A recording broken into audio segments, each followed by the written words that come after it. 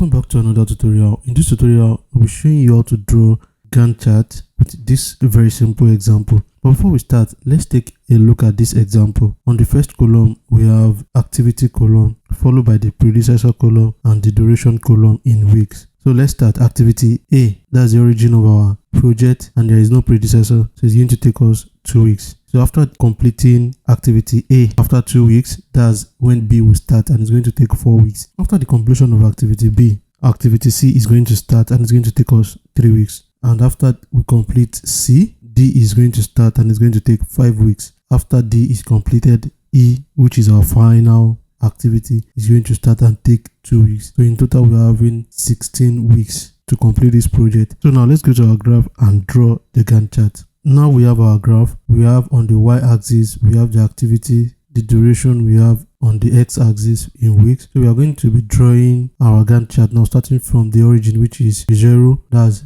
the start of activity and start of duration is 0. So activity A is going to take 2 weeks. Is the origin, so there is no predecessor.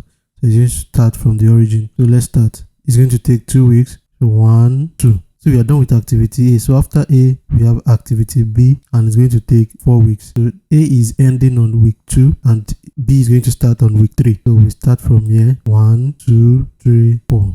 So activity C is going to start after the completion of B and we have 3 weeks. So C is going to start by week 7 and it's going to take 3 weeks. 1, 2, 3. So activity D is going to take 5 weeks. So we start at week 10. 1, 2, 3, 4 and 5. So the last activity, which is E, is going to start after the completion of D and we have 2 weeks. So week 15 to week 16. 1, 2. So we are done drawing our Gantt chart.